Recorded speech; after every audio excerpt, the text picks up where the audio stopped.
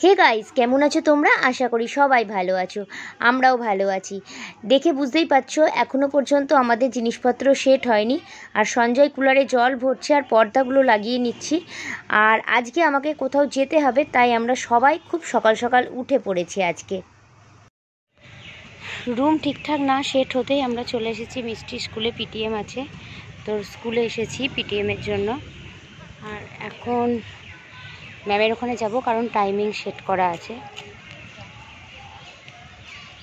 টাইমেই যেতে হবে। তো 9:40 আমার টাইম, আমি এবার এখন যাব। এখানে আমরা কিছু মারা মিলে এসেছি পিটিএমে। আর পিটিএম শেষ হতেই দেখো বাচ্চারা খেলা শুরু করে দিয়েছে। আর আমি মধুমিতা দিয়ে এসেছি, আর অনেক দিন পর বন্ধুদেরকেও পেয়েছে, তো আমার মেয়েও যেতে চাইছে না। সে বলে আরেকটু খেলবো, সেটাই আমরা এখন তার জন্য তারা দিচ্ছি, কিন্তু তারা উঠবে না, তারা খেলেই যাচ্ছে। আর এটা হলো মিষ্টির স্কুল।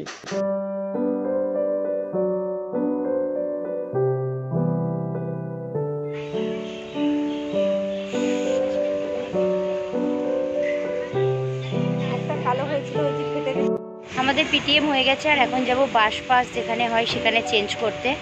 তো ওই জন্য আমরা দাঁড়িয়ে আছি, সঞ্জয় এলে সঞ্জয়ের সাথে যাব। আমরা এখন দুজনে এসেছি, এখন আছি পেট্রোল পাম্পে। আর একটা সিংহাসন কিনবো ঠাকুরের জন্য, তার জন্য কিনতে এসেছি তিলকনগরে পছন্দসই। কারণ আমার যে কোয়ার্টারটা সেখানে নিচে ঠাকুর রাখার কোনো ব্যবস্থা নেই, তাই আমাকে সিংহাসন কিনতে হবে আর দেয়ালে লাগাতে হবে। তো চলো সিংহাসনটা পছন্দ করে, কি পছন্দ হয় কিচ্ছু জানি না, তা যাই পছন্দ হোক তোমাদেরকে দেখাবো। তো চলো সিংহাসনটা কিনে নিই। সবার আগে যেটা দরকার সেটা হচ্ছে বাইকে পেট্রোল ভরা, না হলে অর্ধেক রাস্তায় আমায় থেকে যেতে হবে।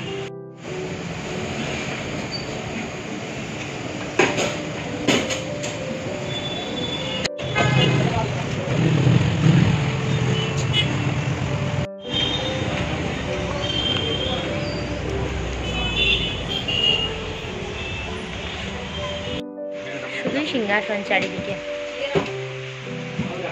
খুব সুন্দর সুন্দর। একটা সিংহাসন দেখাই, দেখো।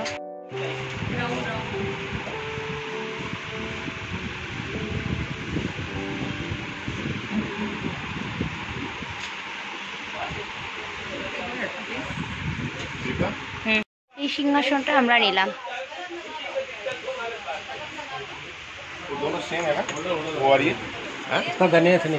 হ্যাঁ, লেকিন সেম হ্যাঁ। সঞ্জয়ের এইগুলো পছন্দ। গুড মর্নিং সবাইকে। সিংহাসন কিনে আমরা ফিরতে ফিরতে অনেক রাত্রি হয়ে গেছিলো। আর রাত্রিবেলায় আমরা বাইরে থেকে বিরিয়ানি কিনে এনে খেয়েছিলাম। আর আজকে সকালবেলায় সঞ্জয় চলে যাবে। আর প্রত্যেক দিনই আমাকে ঘুম থেকে উঠতে হয় 5:15-র মধ্যে, 5:15 থেকে 5:30। তো দেখে বুঝতেই পারছো সঞ্জয় রেডি হয়ে গেছে। আর ওদিকে লাস্ট আজকে মেয়েকে রেডি করে দিচ্ছে, আবার কবে আসবে। সঞ্জয় চলে যাচ্ছে যেখানে সঞ্জয়ের থাকার জায়গা, মানে যেখানে ডিউটি সেখানে, লাদাখে। আর আমি এখন সঞ্জয়ের ব্রেকফাস্টও বানাচ্ছি আর বাচ্চাদেরও বানাচ্ছি। তো এগরোল নিয়ে যাবে সঞ্জয় দুটো, আর কিছু নিয়ে যাবে না, 6:30-র মধ্যে বেরিয়ে যাবে। আর অনেক আমার ছেলে স্কুলে কোনো এগরোল নিয়ে যায় না, কারণ ডিম জাতীয় কোনো জিনিস নিয়ে যাই না, ওদের ওখানে ননভেজ অ্যালাউ নেই। ওই জন্য ওদের জন্য আমাকে আলু ভাজা পরোটা করতে হবে। আর মিষ্টির জন্য আগেই একটা পরোটা বানিয়ে তাতে মেয়োনিজ শসা টসা দিয়ে রোল করে দিয়েছি। আর সঞ্জয়েরটাও প্যাক করে নিচ্ছি। আর এখন মিষ্টি চুলটা বেঁধে দিচ্ছি। ওকে সকালবেলায় স্নান করিয়ে দিই, কিন্তু চুলটা শোকাবে না বলে চুল ভেজাই না, গাটা ধুইয়ে দিই, তাহলে পরে ওর কিন্তু ঘুমটা খুব সুন্দরভাবে কেটে যায়। আর যতই হোক আমাদেরকে ঘর থেকে মেয়ের বাস ধরার জন্য যেতে হয়, মিনিমাম 6:20-র মধ্যে বাড়ি থেকে বেরিয়ে যেতে, 6:20-তে বাস আসে, 6:05 থেকে 10-এর মধ্যে আমরা বাড়ি থেকে বেরিয়ে যাই। তো এখন হার্ডলি 6:45 মতন বাজে। তো ওরা আমি এখন চুল টুল বেঁধে দিচ্ছি। আর সকালবেলায় যাওয়ার সময় আমার 2 ছেলে মেয়ে জলমুড়ি খেয়ে যায়, তো ওই জন্য চিন্তা নেই। এখন সবাই মিলে বাবার সাথে বসে গল্প করতে ব্যস্ত ওরা সবাই।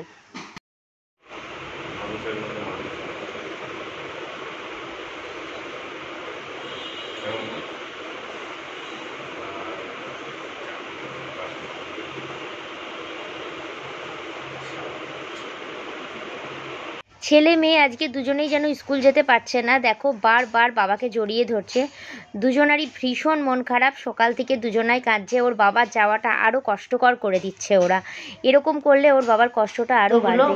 আর আমি আজকে মিষ্টিকে ছাড়তে যাচ্ছি না, অনিকের বাস পরে আসে, আগে মিষ্টির আসে, তো একসাথে একই জায়গাতে বাস আসে, ওই জন্য বললো আমি বুনুকে ছেড়ে দেবো।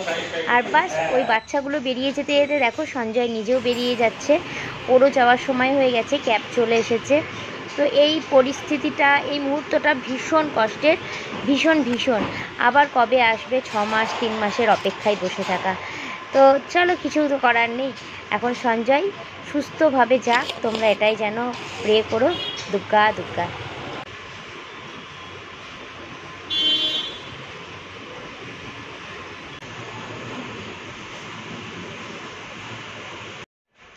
সাড়ে 6টা বাজে এখন, সঞ্জয়ও বেরিয়ে গেল, বাচ্চারাও বেরিয়ে চলে গেছে 6টা 10-এ।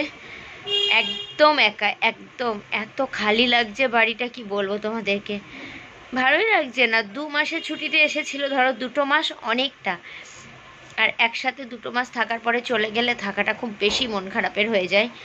আর নতুন জায়গায় শিফটিং করে রেখে চলে গেল, তারও অনেক টেনশান, মন খারাপ নিয়ে গেল, আমারও খুব খারাপ লাগছে। রাত্রিবেলায় নিশ্চিন্তে ঘুমিয়ে পড়তাম, মানে আমার পিছনে টেনশন ছিল না যে কালকে সকালে বাচ্চাদের স্কুলের ড্রেস রেডি করা, তাদের সেগুলো প্রেস করা, কি সেগুলো কীভাবে কী হবে আমি কোনো ভাবতাম না। আমায় বলতো তুমি বাচ্চাদের নিয়ে ঘুমিয়ে পড়ো। ও প্রত্যেক দিনের পার্টিকুলার কোন দিন কোন ড্রেস সেগুলো প্রেস করে গুছিয়ে চেয়ারে রেখে দেওয়া, জুতোগুলো পালিশ করে দুজনের জুতো গুছিয়ে রাখা, ডেলি রাত্রে ডেলি একটা ফুল টেনশন। সকালবেলায় অ্যালার্ম বাজতো, আমায় শুধু ডাকতো দীপা ওঠো। এরকম মানে ছোট ছোট ছোট ছোট জিনিসে এত বেশি করতো না, কি বলবো, কিছু বলার নেই। প্রচণ্ড মন খারাপ করছে, বাস একটু চোখ মুখগুলো ধুই আবার নিজের যথারীতি কাজে লেগে যায়। কারণ থেমে থাকার মতন জীবন নয়, জীবন কখনোই থেমে থাকে না। মন খারাপ যথেষ্ট করছে, কিন্তু চলো কাজে লেগে পড়ি। হয়ে গেছে, কি কি রান্না করলাম চলো দেখাই তোমাদের। পেঁপে দিয়ে আর টমেটো দিয়ে মুসুরির ডাল করলাম, এটা অনেক খেতেও ভালো লাগে। সাথে করেছি ভেন্ডি ভাজা আর একটু 2 পিস মাছ ঝাল দেওয়া, আর মিষ্টির জন্য ভাজা মাছ আছে, আর এর নিচে আছে ভাত। তো আজকে বাস এই রান্না করেছি, বেশি কিছু করিনি, কারণ ভালো লাগছে না তার জন্য। তো এবার যাব চলো মিষ্টিকে আনতে। মোটামুটি সব রকম কাজ কমপ্লিট করে ফেলেছি, আর এখন রান্না করে নিয়েছি। রান্না টান্না করে তারপর থেকে তোমাদের সাথে কোনো কথাই বলিনি, কারণ প্রচণ্ড মুড অফ ছিল। কি বলবো বলো, বিয়ে 17 বছর হয়ে গেছে, এটা বলাটাও হয়তো অনেকে হাস্যকর ভাববে, কিন্তু সত্যি খুব মুড অফ ছিল। কথা বলার মতন আমার কোনো ইচ্ছেই ছিল না।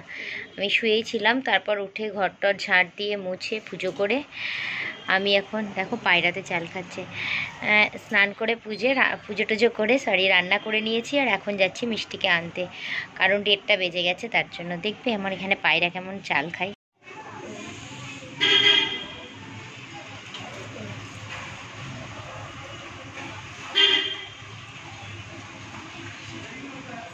ওরা আসে আর চাল খায় আমার এখানে, ওই জন্য আমার দিতেও ভালো লাগে।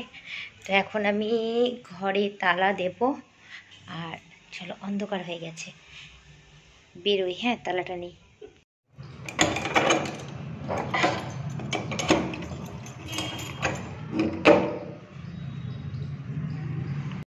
তো চলো তালা দিয়ে দিয়েছি, লক করে দিয়েছি, এখন যাচ্ছি মিষ্টিকে আনতে।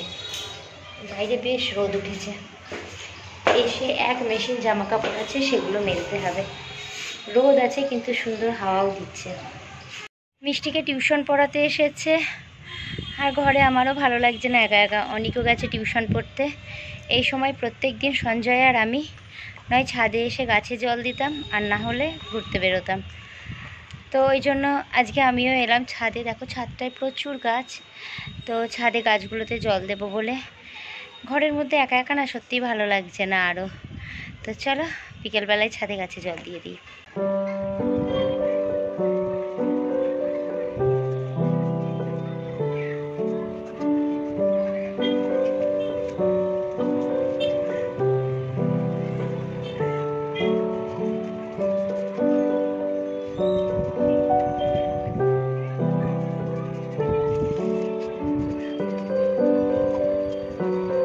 এই দেখো আমার গাছগুলো সব এখানে আছে। আর শিফটিংয়ের সময় না আমার গাছ ভীষণ নষ্ট হয়েছে, কিছু কাঁচের জিনিস ভেঙেছে একটা দুটো, আর গাছ অনেক অনেক নষ্ট হয়ে গেছে। মানে এতটাই গরম ছিল সেদিন, আর আমার ধরো 3 তলার উপরে কোয়ার্টার ছিল, সেখান থেকে নামিয়ে 4 তলায় তুলতে বেচারারা মানে একদম হাঁপসে গেছিলো। তো একটার উপরে একটা নিয়ে নিয়ে এসেছে, বলতেও পারিনি, ভীষণ খারাপ লাগছিল। লেবার হলেও মানুষ তো তার জন্য গাছগুলো অনেকটাই খারাপ হয়ে গেছে, অনেক বেশিরভাগ গাছই ভেঙে চুরে গেছে। কারি পাতাটা দেখবে পুরো ভেঙে গেছে। এই দেখো এইখান থেকে একটা ডান্ডি পুরো বড়টা ভেঙে গেছে কারি পাতা। তারপরে সবই এইসব গাছগুলো সব মানে একদম ভাঙাচোরা হয়ে গেছে, সব গাছ হলুদ হয়ে গেছে। জানি না কেন আমার গাছগুলো খুব খারাপ হয়ে যাচ্ছে গো। গাছে জল দেওয়াও শেষ, বৃষ্টিও শুরু।